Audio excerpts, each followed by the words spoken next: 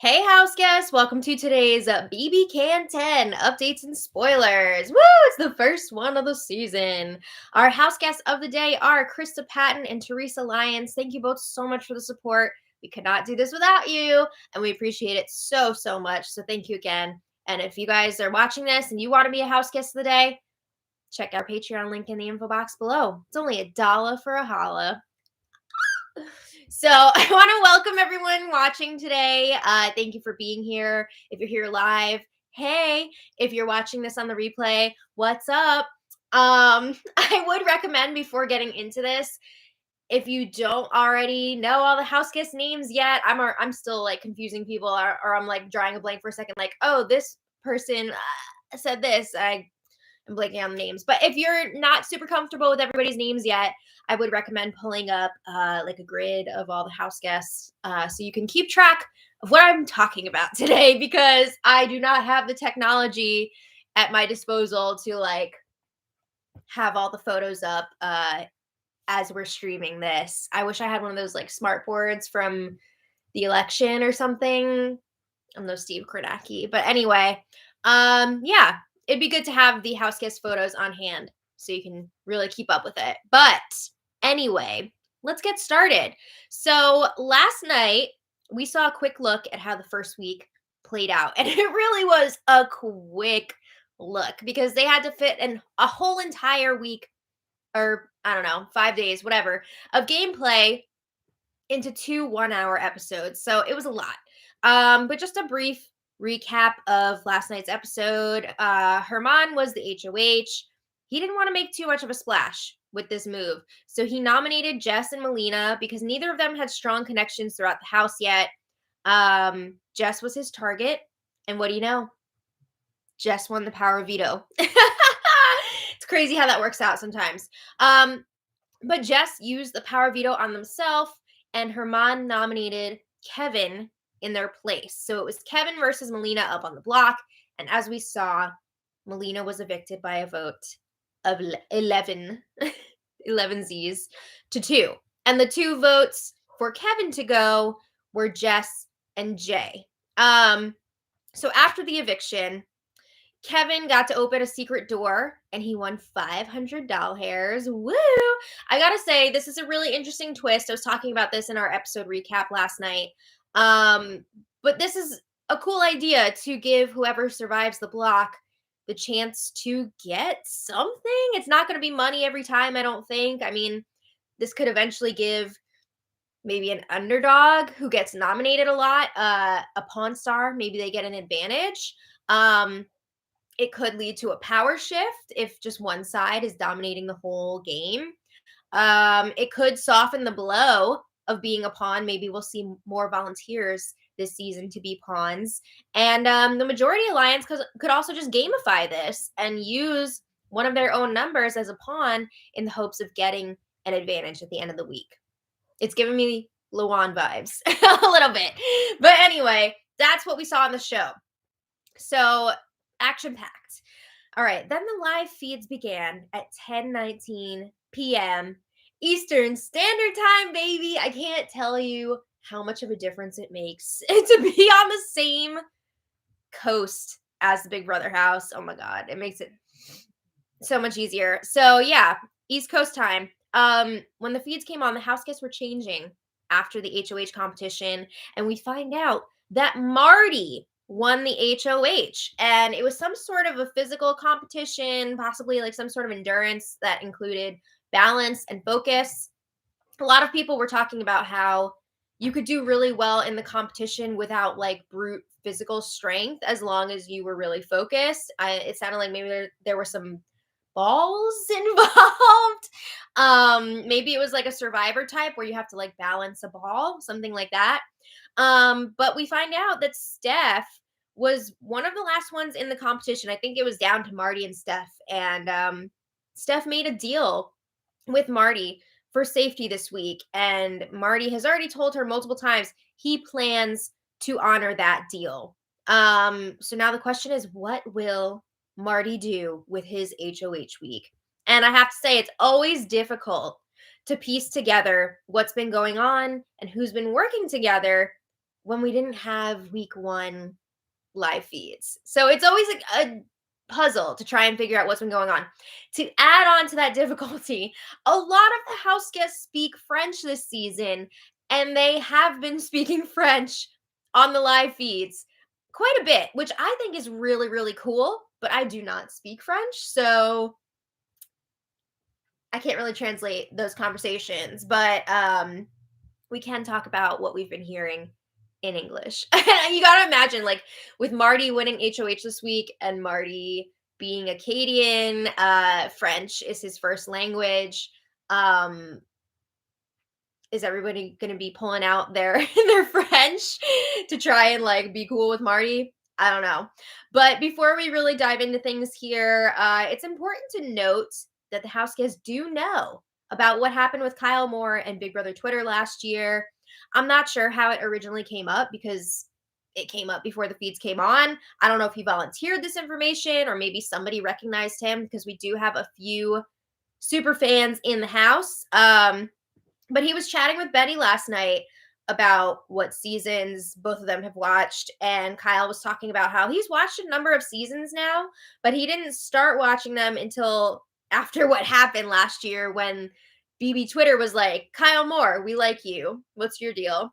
But he was talking like his story was already common knowledge around the house. And I have to say, it doesn't seem like that situation is putting a target on him as of yet. It seems like he's cool with everybody. So, all right. I know there was some concern, like, are people going to recognize him and target him right away? But it seems like that's not the case. All right. So, moving on. We already have some potential showmances brewing here. Jacey-Lynn and Gino are seeming pretty cozy. They were chatting on the couch last night, and Gino was like, I don't think Marty is going to make a big move this week because he does not want to put a big target on himself. So Gino's like, that's why I didn't really want to like win this competition either, you know? It sounds like he made it pretty deep into the comp, possibly like 3rd place, but he didn't seal the deal. So Jacey-Lynn says, no, this is good because now our whole alliance can still play for the HOH next week. So that would imply they don't have anything going with Marty. They were like, we just got to make sure that we're good with Marty and we're okay for this week. So it seems like the alliance that they're referring to in this conversation is Jacey-Lynn, Gino, Kyle, Steph, and Herman. So that's 5 people. It's also like 5 out of the 6 single people this season. Okay. So they don't have a name for the alliance yet. Jacey-Lynn is like, we need to come up with a name. Blah, blah, blah. Gino brings up a point like, yes, we can all play for the HOH next week, but we can also all be eligible to play for the Power Veto this week. Because remember, in Canada, the HOH does not play in the Power Veto competition, which I'm not like a huge fan of. I think the HOH should be able to defend their nominations, but that's just my opinion. So Jacey-Lynn and Gino agree that they're in a good position in the game right now. They're feeling pretty comfortable. Okay. So then Marty and Moose have a check-in in the bathroom, and it would seem that these two have a secret alliance, and they want to keep it that way. They want to make sure that they can throw off the scent so that nobody realizes that they're together. They agree that they would have been nervous if Steph had won HOH this week. But Marty says again, he plans on honoring the deal that he made with Steph. He is not putting her up on the block as an initial nominee, doesn't want to put her up as a replacement nom, all that good stuff. So this was just a brief combo. When Marty walks away, Moose laughs and says, the plan is in motion. What's the plan?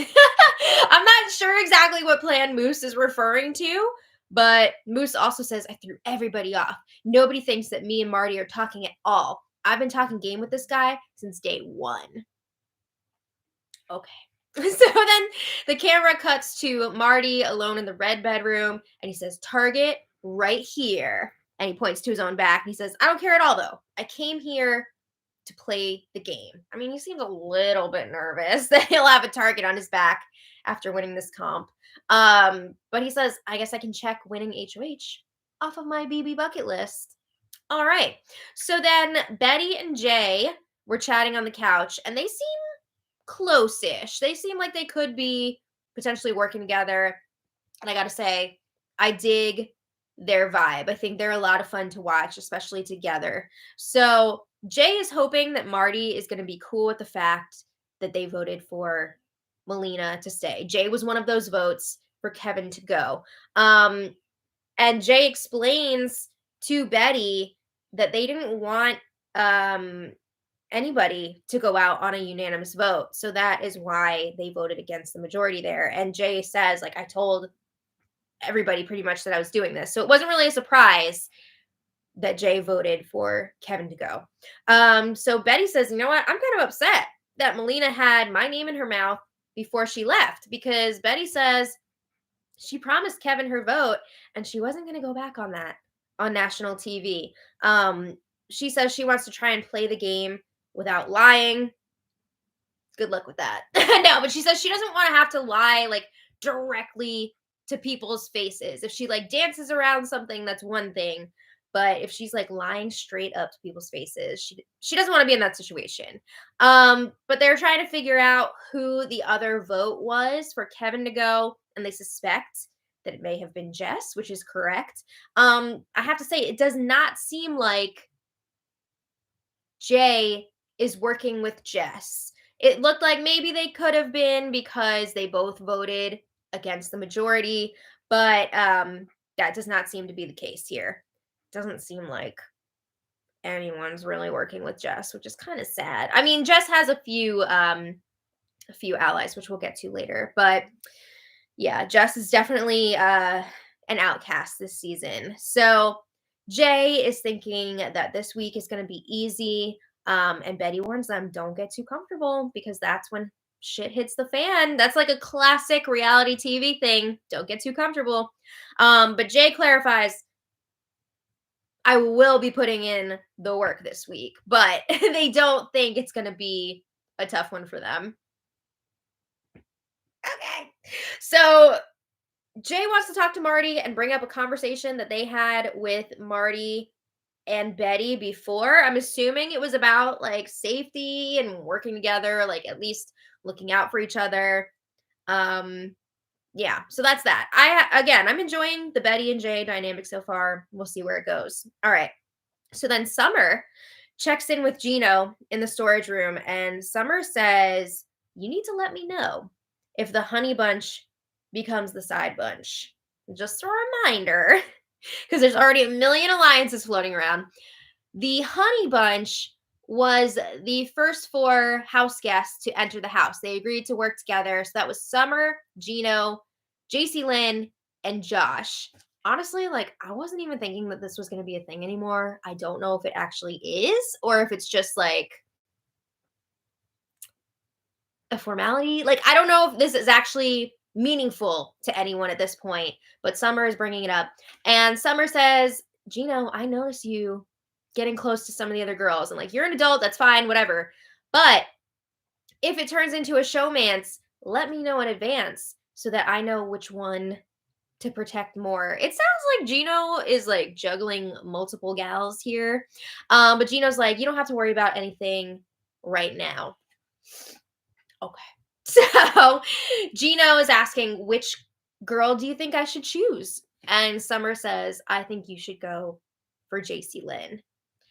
And I'm assuming that that's because Jacey-Lynn is in the honey bunch with them. And I'm wondering like who the other lady is that is a possible showmance contender for Gino. I'm assuming it's, I forgot her name.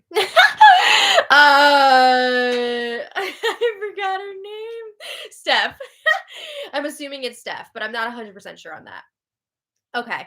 So Kyle comes in, and Summer's like, oh, I keep forgetting that. Like, I'm working with you. We're going to get to that alliance in a little bit. But anyway, a few minutes later, Herman and Kyle are chatting in the storage room, and they feel like everything went perfectly with Marty winning HOH. It's all wonderful. So they talk about their 5-person alliance that I mentioned earlier, which is the Singletons. It's Herman, Kyle. I keep wanting to call Kyle not Kyle. Gino, Jacey-Lynn, and Steph. So they're talking about how they still need a name for it. Maybe it can be something about how they're all single. The name couples retreat was thrown around, ringless, things like that. But yeah, it doesn't seem like they're super loyal to that alliance. I mean, they're going to work with them while they can, but that singleton alliance does not seem to be the be all end all for them. So they agree that their true allegiance is to the Savage Seven. Who's that? So it was unclear at the time of that conversation who was in the Savage Seven, but we now know that it's Herman, Kyle, Gino. Man, those three are in a lot of alliances. Moose, Josh, Tanisha, and Summer. That's an awfully big alliance. 7 people. I don't know how long this is going to last. So I'm wondering if this was the alliance that we saw the signal for during the voting. We saw Gino, Tanisha, and I keep wanting to call her Jean-Luc and Kyle. They all pointed to the inside of the elbow, whatever, when they were voting. I don't know if it was like for that alliance and maybe just everyone else didn't do the signal, or maybe that was yet another alliance within the 7 alliance. But it does seem like this is the group that Summer was talking about earlier when she was like, "Oh, I keep forgetting that I'm working with Kyle." Yeah. So we'll see how long the Savage Seven actually lasts. But they talk about how they're set up so well now. They're feeling good with Marty. Everyone was feeling great with Marty last week. Not last week, last night. What day is it anymore? I don't even know. So the feed's cut for a while for Marty's HOH room reveal. I'm kind of sad that we don't get to see these on the live feeds anymore, but after the reveal, some of the house guests were pretty emotional about it. They're crying. I mean, yeah. So I guess he got a nice letter or video from home. I don't know if they're doing letters or video at this point, but later, Kyle talks to the cameras in the storage room. This is BB Twitter's boy. So Kyle says, "Today was a good day in the Big Brother house, and I'm set up better than anybody in this effing house." Whoa. Mr. Confident over here. So he starts making some chess analogies, and I just have to mention, I finally just started watching The Queen's Gambit the other day. I know I'm like very late on that, but it's so good. Back to the show. Kyle is talking about how Jess is a massive threat, and Jess has now proven in multiple competitions how strong they are competitively. And Kyle says if Jess doesn't win Power Veto, they're going home. Whoa. I don't know if that's fully up to you, but okay. So I have to say, Jess, again, is definitely an outsider right now. But it doesn't seem like Marty is necessarily targeting Jess.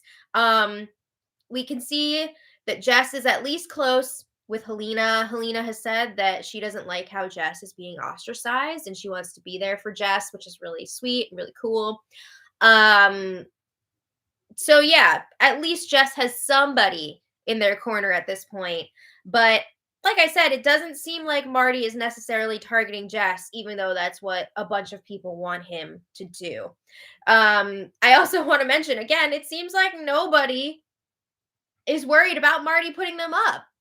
Everybody's like, Marty's great. I think I'm good with him. He's not going to put me up. Somebody's going to have to go up. Okay, so a little later, Kyle and Herman game chat with Marty while he's showering. So it was hard to hear some of this conversation because Marty wasn't wearing his mic. But Marty is talking about possibly putting up Jay and Jess together. So Kyle and Herman bring up, well, Jess is a really strong competitor, so it might be best to backdoor them. You don't want Jess to just like slip through your fingers. But it sounds like Marty is good with Jess. He's not worried about Jess. So he says it doesn't really make sense for me to target them this week. And of course, immediately your mom's like, "Oh yeah, I'm good either way. Like you have a lot of support, whatever you want to do." So it would appear that Marty is targeting Jay? No, not Jay. But Jay is not expecting to go up. Jay was talking before, like, this is going to be an easy week. It's going to be fine, whatever. Ooh, okay. So then today, Marty was having his one-on-one chats with everyone, and I'm not going to go through every single one because we just don't have the time for that. We can't do it. But I do want to talk about Jess and Marty's chat in the HOH room. And Marty says, it's still early, but I feel really good about you. I feel like you would not be targeting me. And today, right now, I would not put you up. Marty does say it's not 100% yet. You know, he doesn't want to paint himself into a corner here. He really does leave the door open for Jess to be a potential replacement nominee this week. So I have to say, during this conversation, Jess and Marty talked over each other a lot. A lot. Jess tells Marty, you are a priority for me. I can be an asset to your game. You know, keep me around. I'll be good for your game. And then Jess is like, let's be final two. What? Jess says, I would be so happy if the two oldest people made it to the end together. This is all moving very quickly. But Marty's kind of like, we'll see. So then Marty reveals that Steph would have been one of his targets this week if they did not make that deal during the HOH competition, because they haven't really talked any game yet. Marty doesn't know where Steph stands, and Marty was worried that if Steph won this HOH, he'd be going up on the block. So he is not like happy about making this deal. He wanted to potentially target Steph. But anyway, Marty brings up that Jess could potentially be a replacement nominee if the veto is used, because he doesn't want to break any deals that he's made with other people. Why even bring that up right now? Why even talk about what you're going to do if the power veto is used? Why not just save that? Because say it's not used, and then you have somebody knowing that you were thinking about putting them up on the block as a replacement. Just sit on that information for a while. But Jess is super not into being a replacement nominee, as you can imagine. So Jess is like, if I leave, I'm not going to be able to keep you safe. And, you know, if I go up as the replacement nominee, I'm gone. And there is a good chance that Jess would be voted out if they were up on the block on Thursday. So Jess is asking, what is Steph going to do for your game? Do you feel comfortable? You know, if Steph wins the next HOH, do you really think that she's not going to come after you? So the conversation gets kind of tense. I have to say, like, be careful, Jess, because here you have Marty telling you you're not going up on the block. Don't talk your way up there. So Marty kind of panicked when he realized that nominations are today. He thought he was going to have more time. He's like, oh my God, I need to talk to everyone. I need to make sure that I get all these conversations in. So at one point, he was chatting with Moose and Gino in one of the bedrooms. I want to call it the purple bedroom. I'm not totally sure if it's purple or blue, but it looks purple to me. It's not really that important. But Marty reveals that he is planning on putting up Jay and Jacey-Lynn, with Jay as the target. Whoa. So he tells Moose and Gino, I'm not really worried about Jess right now. They're not coming after me. They will remain a target for other people, so they can be like a shield for me. And they're like, okay. I mean, I think a lot of people wanted Jess to go this week, but they're kind of just going along with it for now. So I also have to mention, it seems like I can't confirm this 100% yet, but it seems like there might be yet another bro alliance. This one of 4 with Moose, Gino, Kyle, and Marty. So I'm not sure how all of these alliances stack up for all these people that are like mixing and matching here. I don't know which ones are the priority for them. But there are also a lot of these alliances are already BS. I mean, Marty also he already expressed doubt about Moose to Kyle, and I don't know if that was just him trying to cover up his thing with Moose, because remember earlier Moose was saying like, "Oh, we need to like cover our tracks here, make sure people don't know that we're together." but it kind of seems like Marty really is suspicious of Moose and not trusting Moose totally. If not, he's a great actor. But yeah, it seems like Marty is not feeling Moose, and Moose is like doing the most at this point. He's doing too much.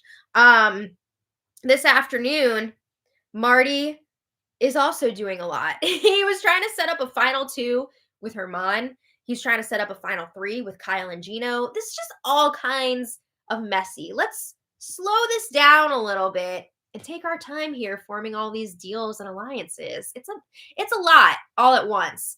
And it's going to be hard to honor all of those deals.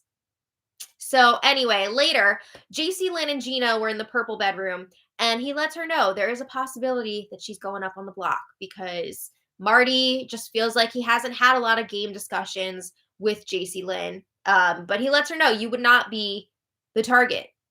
So Jacey-Lynn is asking Gino, did you try to talk Marty out of that? No, not really. But Gino's like, oh, I want to talk to Marty about it more. Like, he just told me really quickly, and I didn't get to like really break down with him. So Jacey-Lynn is surprised to hear that Jay is Marty's target. She thinks it would just be so easy for Marty to put Kevin and Jess up on the block. So she's wondering why Marty won't just do that. But Jacey-Lynn was crying. Gino's like, stop crying. Like, I don't want anyone to know that I told you this. So Gino is advising her to talk to Marty, talk some game with him. Maybe he'll change his mind. All right. So eventually, Jay gets their turn to talk to Marty one-on-one. And of course, Marty is immediately called to the diary room. So Jay says, all right, before you go, real quick, I just want to stay until jury. And I think that we had good conversations last week. You're not my target at all. You can be honest with me. If you can let me know what's happening, that'd be great. So Marty's like, well, we didn't really talk as much. I tried to hold out an olive branch to you and you didn't really like give it back. Like, we didn't talk that much. And he's telling Jay it's not personal, but I'm putting you up on the block this week. So he says, I'm giving you a chance to play in the power veto competition so you can save yourself. So Marty did not share in this conversation who the other nominee would be, but he did confirm that it won't be Jess. So Jay says, if I go home before jury, then I'm effed. Like, I really need the per diem every day. If I go home now, I go home to nothing. And Marty says, yeah, I mean, everyone wants to make it to jury. Everybody's got their stuff, which is true. So Jay says, well, thank you for not backdooring me. You weren't even on my radar. Like, I was not targeting you. I believe Jay said that they would put up Summer and Steph. I want to say it was Steph if they won HOH. But yeah, they weren't expecting this from Marty. So then Marty had his Wendy's moment. He chose Tanisha to join him. We didn't see this on the feeds, but we know that he chose Tanisha. And it sounds like he got a video message from Jillian from season 1 when he went to get his food. I think they're really trying to like bring back former players for stuff like this because it's the 10th season and it's like a celebration. But I would imagine they'd love to hear more from their families, but it is what it is. So anyway, it's fun to hear from the former players too, I'm sure. So then after all that goodness, later, Jacey-Lynn has her one-on-one with Marty, and there's no change. We don't need to get into all this. She's still going up on the block. She cried, and Marty was like, if you win next week, I totally get it if you want to take a shot at me. But like, if you say and you don't want to take a shot at me, that's cool too. All right. So Jacey-Lynn was like, oh, I appreciate the honesty. It's okay. That's the game. All right. So the one-on-ones continue. Nominations should be happening at some point today. I don't know exactly what time. I think it's pretty safe to say that Jay and Jacey-Lynn will be going up on the block. It would be wild for Marty to change the nominations after already telling them that they're going up, but you never know. So if you want to check back later, we will post the nominations in the info for this live stream. All right, so that's where we're at. Power Beato should be happening tomorrow. Oh, hi. Hello, hi. I'm here with my showman. Oh, Bowie. Yeah. All right, so I want to thank all of our super chatters because you guys are amazing, and that's a fantastic way to support our channel. So Jefferson Tucker, thank you so much for the super chat. And Jefferson says the moose is loose. Here we go. So is Bowie, and he's gonna very loudly chew this nylabone. That's right. For the rest of the stream. Moose has been doing. I think Moose has been overplaying, from what I've seen so far, and he needs to really rein it in because it's too much. It's going to catch up to him very quickly. He's victoring. Yeah, it's too much. But thank you, Jefferson.